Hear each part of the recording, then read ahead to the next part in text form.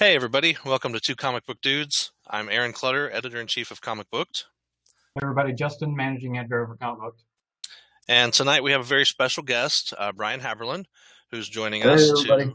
He's going to talk about Faster Than Light, which is a great series from Image, and the trade just released on the 30th, right? Right. Okay. So Faster Than Light's one of those books that I came in the comic shop and I have my pull, but then I always go over to the rack and I go, that is an awesome cover. I always go over to the rack and I look at what else is over there. So sometimes I pick stuff up just because, this looks really neat. And so Faster Than Light was one of those books. I saw it and I thought, well, I like sci-fi stuff.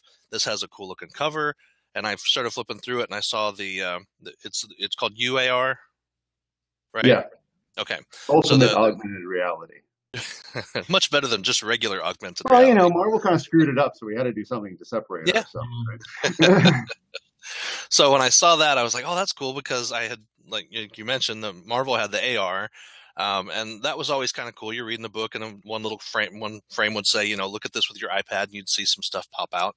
And usually it was like a little video or whatever, but with this book, that first issue, it was just really cool because there were 3D images that you could rotate around, and the additional captain's log and everything that was just definitely enhanced the story itself. Okay. So yeah, I really like that. So if you wouldn't mind, go ahead and if you'd talk about Faster Than Light and kind of where the idea came from, and well, Faster Than Light is actually a pretty old idea. I had it when I actually. My writing partner way back in the day, Evan Carlos Summers, we used to write together. We went to film school together and stuff like that. And I actually ghost wrote when he was on staff at Deep Space Nine, an episode with him. Oh, cool. And back then we actually bounced around the idea of like, we love Star Trek, and all that kind of stuff. It's like, but what if it took place now? I mean, right now, and that's really kind of the germination of the idea, and it's been sitting around for a long time until I think I was a good enough artist to do it. I think there's one of those pieces that I think I really wanted to do myself, and it took I think a while before I had the confidence enough that okay, I can do this now by myself, and I always my philosophy is not so much to people think, oh, that's all ego. Brian's doing, he wants to do everything. No. It's like, if anyone's going to screw it up, I want it to be me. I want to blame myself. I don't want to have to blame a penciler or inker that I hired or anything like that. I've been blessed in my comics career of being able to work with so many greats and learn from so many of these guys that, knock on wood, I think I've gotten better at it. Lord knows I'm not going to say I've mastered anything, but I definitely know a lot more than I knew 10 years ago. I mean, from working originally I started at 1993 was when I started in comics, and that was Mark Silvestri hired me at Top Cow when Top Cow was myself, Mark, and David Wall. That was Top Cow, and we shared studio space with Wildstorm. So we were Homage Studios all together, and it was an open cubicle situation. No, there were like two offices that had doors and stuff like that. So you could just walk around, sit on the couch behind Scott Williams while he's inking a Wildcats page. You could go over and see Jim while Jim was always funny because Jim was always the wheeler dealer. So he always had the headsets on. So he's talking, he's doing business deals, and he's drawing pages at the same time. Wow. And then you had the new kids that were on the block. So we had young Jeff Campbell starting his career, Joe Benitez, David Finch, Travis Charis, and everybody was out to kick everyone's butt. And it was just one of the best times ever. I can't imagine a better time to start in comics. But go ahead. I still have all those books. Yeah. I got a big Stormwatch poster back here that I got to put on. Oh yeah. Yeah, and again, when I got hired, I my very first job offer to work in comics when I was 18 was to go and I was at San Diego Comic-Con when it wasn't at the big places that it's at now, and Jim Shooter and John Romita senior offered me to go out there and basically work in the bullpen. Wow. But I'm a West Coast guy, and I was 18, and they couldn't guarantee you work, and they was like $35 a page, and you had to move to New York. Like, okay, I think I'm gonna go to film school instead and work on my Wow. illustrations and all that stuff. But eventually, it became time to try to do comics again. That was 1993, and through that time, again, the people that you get to learn from, from Mark to, I was blessed because I got in. Really, I was a good renderer, and I developed a lot of computer techniques in my time before I came into the comics scene.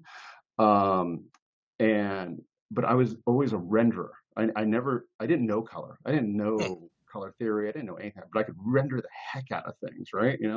But the lucky thing was I got to join in there, and Joe Chida was there, and Joe Chida was a master colorist, absolute master. If you go on my Facebook page, I post some of the guides that we got to learn from, because back in the early days, we weren't digital colorists. We were color separators. That was our title in the books, and everything was guided, these beautiful marker paintings and stuff. And I mean, I remember the first time I saw one of Joe's marker guides, and I said, okay, well, why don't we just scan this? It's like, why am I recreating this from scratch on Photoshop? It's like doing just, but anyway, so again, I got to learn so much that way. And then one of the best master courses I ever had in comics is when I started penciling and inking Spawn, and I had Todd and I had Greg to guide me every step of the way and give me critiques and give me the whole 9 yards. And those two guys, Greg Capullo and Todd McFarlane, whether you like, a lot of people go, oh, Todd McFarlane, blah, blah, blah. Yeah, right. The thing about Todd is Todd can not only, if you ask Jim advice on how to draw a character, he'll tell you how Jim Lee draws a character. But he'll often tell you things that are like, I draw it this way just because I like it that way. Todd can give you the reasons for why certain lines do certain things, because he does it his way, right? But he can tell you how it affects every other style. Oh, wow. Including even like having a 3-hour discussion on panel borders and their effect on readers. That's how deep he gets into it. And he can convey all that stuff with reasons rather than, oh yeah, instead of like, I just don't like that, or I just don't like that. No, it's not that. It's like, this is how that works, and this is how this affects the human eye, and this is what the result is in your storytelling. And it's like, wow, okay. And one day I'm going to grab him and sit him down and tie him up and make him do a 30-hour master's course in comics. Because he's literally, I mean, between him and Greg, you just can't beat it. Yeah. But yeah, there's a lot of knowledge there for sure. That's cool. Well, and that's interesting. I mean, you've had a very, very deep career, definitely, for all the things you've been involved in, and from those rich beginnings with Top Cow and that group, and every place that they've all gone. It's just really interesting to see. What would you consider Faster Than Light kind of the culmination of years of work, since now you can do this both on really both sides of the page in a way? Yeah, I mean, and it's also just, it's something I've wanted to do for such a long time, and some of these things, just, it's timing.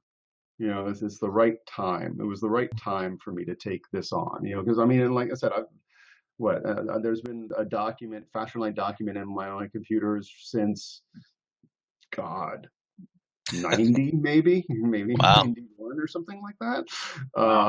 And that often happens. Like I was on a panel at WonderCon with a bunch of the image guys with an image panel, and one of the guys was like, this idea for the book I'm doing right now is 20 years old, and it's like, sometimes it's just timing. Right. Yeah, I remember reading an interview with Stephen King in regards to the Dark Tower series. Mm-hmm. And the first book, The Gunslinger, he wrote that back in the 60s. Yep. And he put it in a box. He wrote it when he was in college. Right. And he put it in a box and he let it sit. What's great, too, is if you can find it, it's hard to find now. There was one of the first audio readings of the first Dark Tower. He read it himself. Wow. And he has cool. this incredible intro, too, about him and his wife, who's a writer, and his other friend of theirs in college, who all became professional writers, which again is rare. 3 professional writers coming out of whatever. And there's a story about this ream of off-colored paper that they all got, and that was when they started writing their first books on. And Stephen always says like there was something magical about this weird off-colored paper that no one would really want, and they got it for free because nobody wanted it, you know. That's but funny. it's what they first started writing on. So, but if you could find that, because he reads himself so well too. Yeah. Yeah. You know. Yeah, a lot of the things I definitely like listening to him read more than other voice actors or that kind of thing. So, yeah, cool. Okay, well, we got off on a tangent, but that's okay. It's important, right? Yeah. So the trade's out, and you want to talk about the trade. You know, sometimes the people put out a trade and there's more content there. So I own all 5 regular issues. Why would I want to go out and buy the trade? Well, it has this spiffy white cover. Yep. Okay. It has different augmented reality on the cover. But everything on the inside is pretty much what you get from the original ones, because we were so heavy page count wise on a lot of these things. Like I mean, you know, there was I can't remember, it was like the second or third issue that these come out through Image through Jim Valentino's studio, and Jim and I have been friends for a long time, and I got to an issue where it was just you know, a standard comic book is 22 pages for most people. A lot of the big companies have gone down to 20 to cut costs, so a 32-page signature. Usually, a lot of times they become self-covered now, which is you know, a little shorter. And I had to call Jim and go, Jim, you know, I think we need to add 2 more pages to fit the story. Sorry, you know, it's like, and it's like, because normally it's like, you know, you get an ad or whatever for the book, and you always get an ad for the book, and there's not going to be any room for any ads in the book. So what kind of happened is, because I love the idea of the Image trades that are $9.99. I think they're a great jumping on point, you know. And we had so many high page count issues as it was, that we kept it. I mean, it's wall to wall, all the story, all the pages from the issues in here. You know, the fun part too is there will eventually be an update too to the app of this one, so you'll have AR in here that does not exist in the regular issues. Nice. Currently. Okay. You know. Well, then I will go pick it up. Yeah, I'm picking up the trade because I want to lend it out to get other people to read this story. I appreciate it. I'm not lending out the single issues. The floppies stay with me. Right. Yeah, it's definitely an excellent story. So I don't know, we have some time. Do you want to talk a little bit about the premise? I mean, you know, obviously faster than light, we're talking about, you know, travel faster than the speed of light through space, but there's definitely some deeper storylines here, and a lot of things that those first 5 issues kind of teased out and then like snatched away from us to go, oh, that's the end of the arc. You got to wait, you know, however long until the next book. So. Well, the basic premise, again, you know, and some of these are just conceits, because I wanted to figure out a way that basically tomorrow we're out there before we should be, right? So we have Saul Fredericks, who's being touted as and brought out as the poster boy for faster than light travel. He's cracked faster than light travel. He's on all the magazine covers. He's the Einstein of our era and all that kind of stuff. But the truth is, he didn't really crack faster than light travel. The truth is, Saul is just the first person to successfully decipher a message we received in 1940 with all the data from an advanced alien civilization. So faster than light travel, shields, you know, all kinds of stuff that we haven't even gotten really into, because it's everything. They sent us everything. You know, faster than light was our first kind of pull from all that stuff. So we'll have some reveals too in this second arc of the true nature of the signal, you know, and stuff. But so basically we have faster than light travel, but the truth is Saul was just the first person to decipher this message from the alien civilization, and also came with a warning that we're done. They're coming for you next. Use this technology and get the hell out of there. And that would have been okay if we could have deciphered the message in 1940. Yeah. We deciphered the message now. So basically we have one ship that anybody knows about. We refit our Mars Explorer with faster than light engines, and its job to everybody on Earth, it's it's Star Trek time. We're going out there to explore, do all the things that we've always supposed to be able to do. To the people on mission and a handful of people on Earth who know the truth, the mission is go out there, find allies, find technology, find anything that will help us save our butts, and also figure out, is the threat even still out there? It's been 100 years. Where are they? I mean, did they stop and get coffee for a while, or we just don't know. So we have kind of two tandem things. So everyone on Earth knows about the Discovery, which is the main ship. That's the refit Mars Explorer, crew of about 25. And then there's one other faster than light vessel, and it's a 2-man explorer one that they could put together as fast as they possibly could. And its mission, so we have two missions kind of going at the same time. We have the mission that's Captain Forrest, and then we have Captain Anderson and his crewmate, who is 2-seater basically ship. And they've gone to the path of the beam. They've gone to the Aurelian homeworld. Aurelia is where the signal came from. And so we'll be kind of bouncing back and forth, which we've kind of done a little bit. But there's going to be a full issue 8, I believe, is a full standalone issue with those two guys. Cool. I'm looking forward to that. There's so many little things that happened in the first 5 issues, and I was like, but I want to know more. So I'm really looking forward to issue 6, because issue 6 comes out in 2 weeks, 3 weeks. Yeah, I think about that. I mean, there's like, let's see if I can, like, up on the wall over there. That's issue 6 right there. Nice. In black and white. I'll capture that and zoom in real quick. Yeah.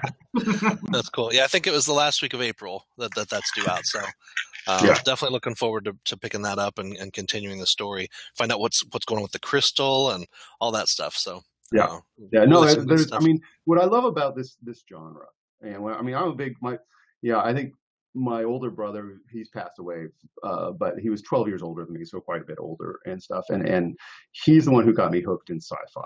And a lot of this stuff, when people ask me kind of where's this come from and stuff, it's really a mix of like original series Star Trek, where, Captain Kirk and the Star Trek guys, they got in trouble due to their actions. They were doing things, right? And then they had to like get their butts out of the fire and stuff. And I respect that. It's one of the things I can't tolerate about the Next Generation, where it's always about, what do you think, number one? What do you think? What do you think? Let's talk for a while. Oh shit, things are happening to us now because we didn't do anything. Yeah. I can't stand that kind of thing. And then a big healthy dose of Larry Niven's work. If you've read much of Larry Niven's, Ring World, all kinds of great stuff. His stuff is really anchored in, it's kind of, they call it more hard science stuff, and he's really amazing stuff. If you guys haven't read Larry Niven, read some Larry Niven. Oh yeah. Larry Niven and Stephen R. Donaldson. I love their sci-fi work. Yeah, definitely good. Cool. But I guess the point was, though, what I love about it, and that harkens back to original series Star Trek, is I have a little ADD, so I tend to drift around and kind of stuff, and if I was doing a pure horror comic, I could only do so much of a pure horror comic before I would just start drifting to something else, right? With sci-fi and exploratory sci-fi, if you think about like the original series Star Trek, there were crime drama episodes of original series Star Trek. There were war episodes of original Star Trek. There were medical show essentially. So you can tell any story you want. And that's what kind of excites me about it, is that I can keep going in any direction I kind of want to. Like there was somebody at a signing I just did where the guy was saying, you started off and it felt like this is going to be this horror sci-fi comic, then after issue 3, you totally pivoted to Star Trek land, and stuff. And the guy was going, I like it and everything, but it's like, it really can jump around and stuff. And that's what I love about it, is you can tell any kind of story. You can even go to a Western essentially. You could do anything, I love that. Any type of planet out there, or any type of scenario you can picture pretty much can find a place. So for sure. Cool. All right. Well, Justin, do you want to ask our big burning question? All right, Brian, what was the book? What comic, if there was one, that you read or looked at and you were like, I really want to do this someday? I was really, okay. So we'll jump back the first one I ever saw, which did not make me want to do comics, but I was very young at the time, was a drive for the obligatory family, road trip to national parks, Grand Canyon, that kind of stuff. I remember stopping in a little road thing, and nothing against Kurt Swan, but there was the magazine rack of the comics, and there was a Superboy comic, and I picked it up and go, and then it wasn't until high school that, basically, I'm a geek from long back. So there was one of the first role-playing stores with the miniatures and all that kind of stuff. And there were guys doing Napoleonics and guys doing armor battles and guys doing D&D and all that kind of stuff. And I met a group of guys there that were my same age. So I guess probably 15, 16 kind of thing. And I was drawing stuff, and they go, "Oh, if you like drawing, you got to see this stuff." And they cherry picked the best stuff that there was out there. My one friend Kirk Dilbeck, in his room, he had up in bags covers, all the best covers around. So there were all these really cool old school Gil Kane covers. There were the ROM Space Knight Michael Golden covers. There were just all this kind of stuff. And then the Holguins, Brian Holguin, who I co-created Aria with and done a lot of work with in the past, and he used to write Spawn forever, and we're doing some new stuff again coming out. Him and his brother Kevin had a big collection, and the thing that really kind of pulled me for the first time was Jim Starlin's work. It was Jim Starlin's work, the cosmic stuff, again, like space, Adam Warlock, Soul Gem stuff. That's what really got me. That's cool. But then it kept snowballing, because these guys cherry picked all the best stuff. So it was like, oh, no. Okay, what you got? So they let me see the whole Soul Gem arc thing. Then I started getting into Captain Marvel, some of the early Starlin stuff, and then I kept like going, okay, this is great. Give me what else you got? What else you got? And they were like, okay, here's Jim Steranko's work on, and it's like, and then I still remember one of my favorite ones is where I go, okay, what else you got? It's like, well, this book is out now. It's really doing really well. It's really cool. It's Daredevil. And I'm like, well, what's that about? It's like, well, this guy, he's a blind lawyer by day and fights crime. I go, that can't be good. Right? And it was Frank Miller's Daredevil run. And it was just the beginning too. And it was just like, okay, this is cool. And then when I was that age, when I was 16, we went down to our first San Diego Comic-Con, and Artist Alley was essentially John Byrne in the middle of his Uncanny X-Men run. Next to him was Chris Claremont with his typewriter writing. On the other side of him was George Perez in the middle of his Avengers run, right? And the other side of John was the new kid on the block, the brand new kid. He just started. Bill Sienkiewicz starting his Moon Knight run. Wow. That's cool. They were singing, and they were laughing, and they were drawing, and it's like, I want to do that for a living. That looks great. Wow. Oh. But then the next year when I saw them all, each had gained like 30 pounds and stuff, and Bill lost a bunch of hair. I don't want to do that for a living. Yeah, maybe a little bit of stress there, right? So I'm sure, especially in those early days, as soon as that, everything took off. Yeah, that's funny. Well, that's cool. Well, we definitely we're getting to the end of our time here. We really appreciate, Brian, you taking time out of your busy schedule to talk with us about this. This is a great book. Thank you, guys.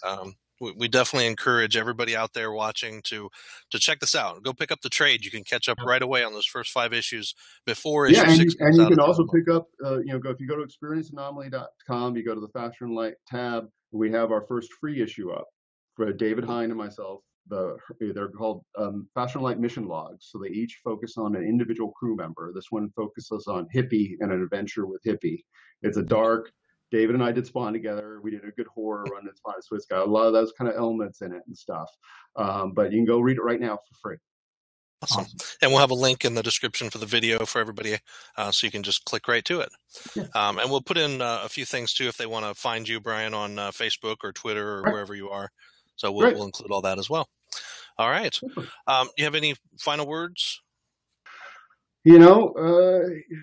go get Faster and Light.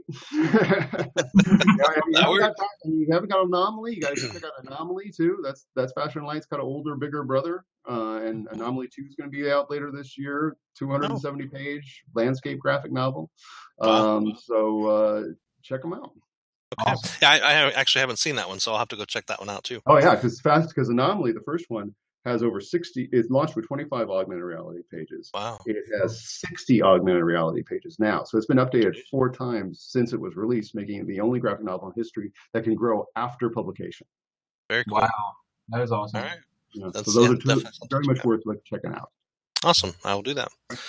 All right. Well, for everyone out there, thank you for watching. Well, we really appreciate the time you take to listen to us.